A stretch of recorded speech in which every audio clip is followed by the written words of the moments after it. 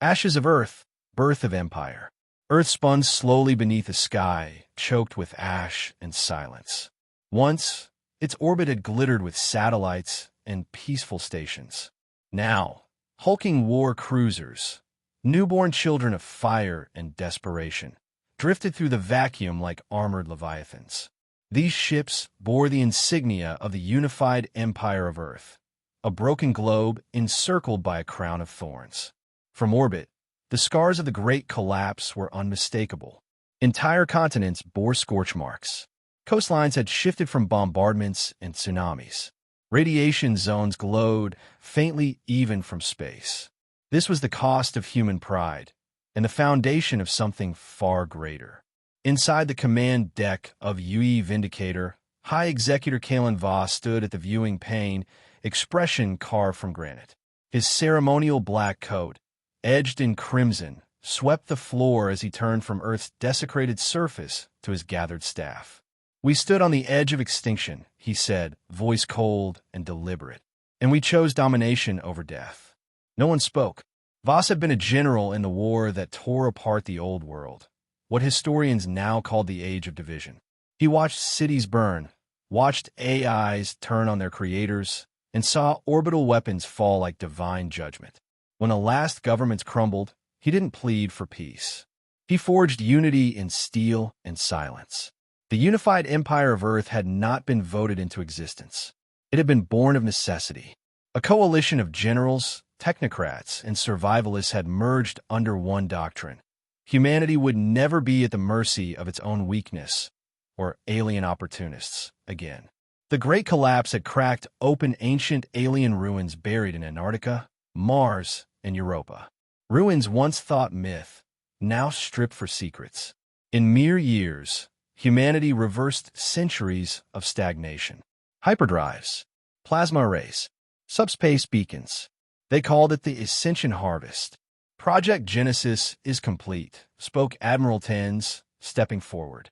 12 colony ships, 38 battlecruisers, full AI oversight. "We are ready for Phase 1 expansion." "Good," Voss replied.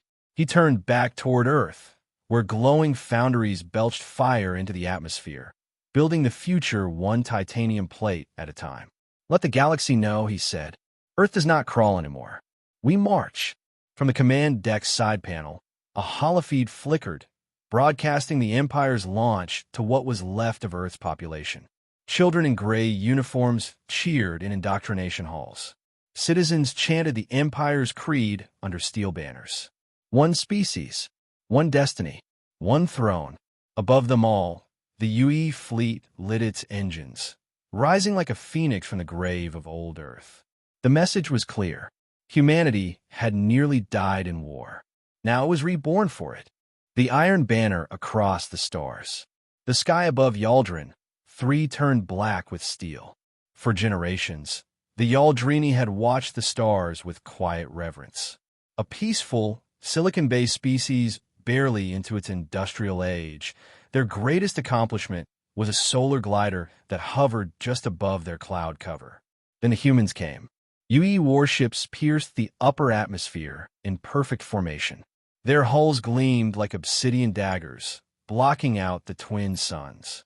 No attempt was made to communicate, only a signal transmitted in over 1,000 languages. This world is now under the protection of the unified empire of Earth. Do not resist. Commander Rhea Santera stood aboard the UE Dominion, watching the planet rotate beneath them. She had seen dozens of annexations, but this one clawed at her conscience. Yaldrin 3 had no orbital defense grid, no militarized satellites, just villages, temples, and crude atmospheric sensors that now buzzed in terrified confusion. "We're taking their resources, Commander," said her adjutant, Lieutenant Dorn, matter-of-factly. "Not their culture. They'll adapt. They always do." Rhea didn't answer. She knew the briefing by heart. Rare, superconductive minerals under Yaldrin's crust. Ideal atmosphere for future terraforming. No FTL capability. No organized resistance. A perfect target for peaceful assimilation. But she also remembered the last colony they assimilated. how the UE restructured the education systems, rewrote their history, turned entire generations into human loyal auxiliaries within decades. Below, drop ships began their descent. She watched one streak through the clouds like a meteor, carrying envoy drones and a garrison of Warborne peacekeepers. She wondered how many of those enhanced soldiers still remembered what it meant to be human. "Send the standard integration package," she said finally. "Minimal disruption protocol." Dorn saluted and stepped away. Alone at the viewport, Rhea clenched her jaw. The Empire called it peace through order. The High Executor called it evolution. But Rhea could see the truth in the Yaldrini's panic. This wasn't protection. It was conquest. A week later, the UE Dominion rendezvoused with the main fleet at Proxima Gate, a massive orbital nexus anchoring Earth's expansion into the galactic east. There, the League of Galactic Sentients had sent a delegation. The LGS was an ancient coalition of alien civilizations, previously dismissive of humanity. That had changed. The ambassador, eight-eyed and crowned in crystalline filaments, appeared via hololink. "This expansion is reckless," it said. "You trample over sovereign worlds. We demand an immediate halt to your militarized colonization." The room fell silent. High Executor Voss stepped into frame, eyes shadowed beneath his peaked cap. He said nothing for a moment. Then he reached forward and severed the transmission. "No more warnings," he said. "No more diplomacy. Prepare the fleet." The order echoed through the command channels like a thunderclap. Across the stars, banners of Earth unfurled in the void. Not as explorers, not as ambassadors, but as conquerors. The galaxy had laughed at humanity once. It wouldn't laugh again. The Empire's shadow and the galactic response. They called it a demonstration. The UE Revenant, a stealth-capable dreadnought, emerged from subspace just beyond the orbital range of Cinder Station, an LGS logistics hub in neutral space. Without warning, it unleashed a payload of mass-driver kinetic rods. No energy signature, no chance to intercept. The rods struck with the force of extinction. Cinder Station shattered in a silent burst of light.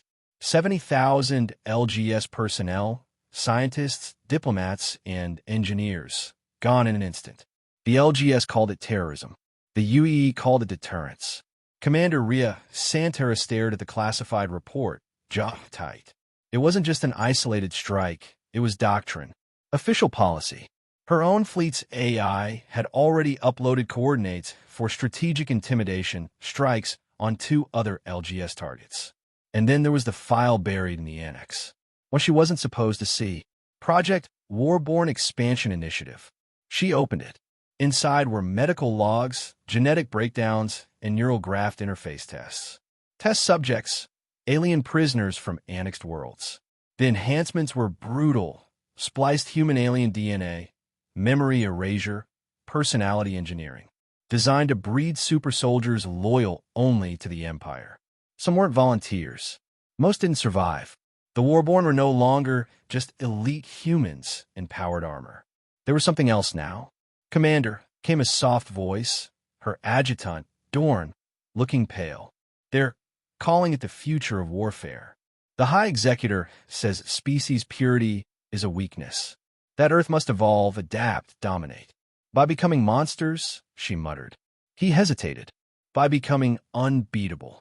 Rhea closed the file and stepped toward the viewport. Outside, she saw one of the new Warborne units, faceless, armored, massive, marching through the docking ring. Not a single one of them blinked. Not a single one spoke. "Give me a secure channel," she said finally. "Off network. Legacy comms only. Commander, I'm contacting the LGS." Hours later, deep in a sealed communication bay, her message pulsed through hidden subspace relays. "My name is Rhea Santera, commander of the UE Dominion Fleet. I am transmitting evidence of war crimes, experimentation, and preemptive strikes committed by the unified Empire of Earth. The galaxy must know, Earth does not seek peace. It seeks domination." She sent it and deleted the trace. Her heart pounded. Her loyalty had just cracked.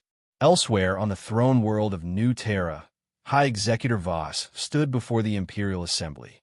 The galaxy trembles because it remembers its complacency, he declared.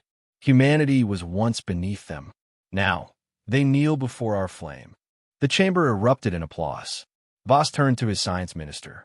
Begin Project Obsidian Halo. Are we certain? The minister whispered. Yes, Voss said. Let them know. Earth does not just wage war. His voice dropped, cold as void. We end stars. In the darkness between galaxies, listening stations captured Rhea's transmission. On hidden worlds, alien leaders, once divided, now conferred. A new coalition began to form. The galaxy had misjudged humanity once. It would not survive doing so again. Spark before the inferno.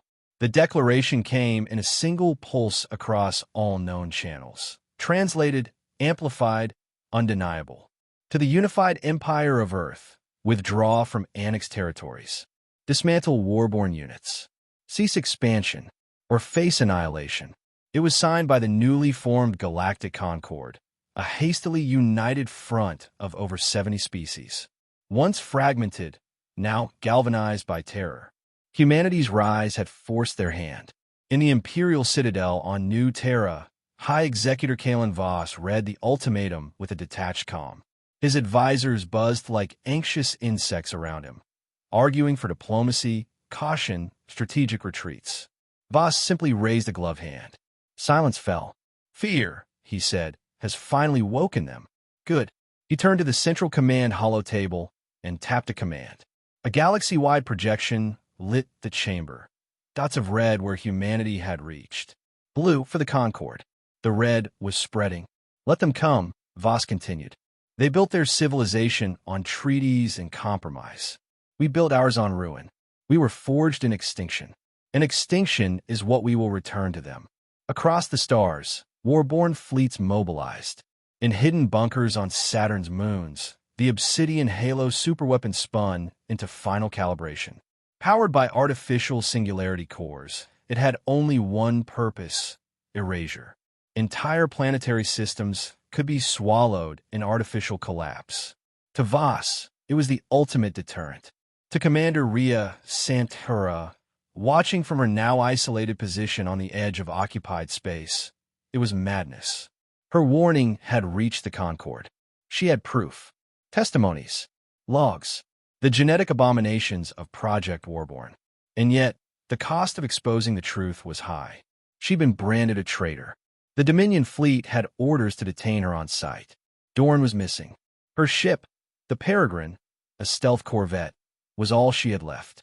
But the galaxy had started to listen, and now it was preparing to fight. In orbit above the gas giant Crisis V, two recon fleets clashed. UE destroyers versus Concord skirmishers.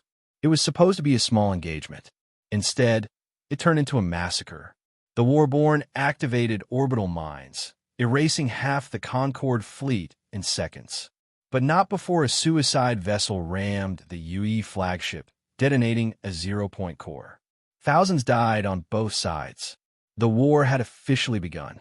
Back on New Terra, Voss stood before the towering statue of Earth's rebirth, depicting humanity rising from fire, one fist raised to the stars, the other clutching a sword. An aide approached quietly. Executor, the first Concord Armada is en route. 75 vessels. Mixed species. Ite, 6 days. Voss didn't blink. Let them come, he said. They'll see what unity truly means. He looked upward, toward the heavens that had once seemed so impossible to reach. Humanity was forged in war. This galaxy will be reforged by us. He turned toward the war room. Prepare the final protocol. Warborne Directive Prime. Above Earth, fleets began to move. The stars had once looked on humanity with curiosity. Now they braced for its wrath. The galactic war had begun.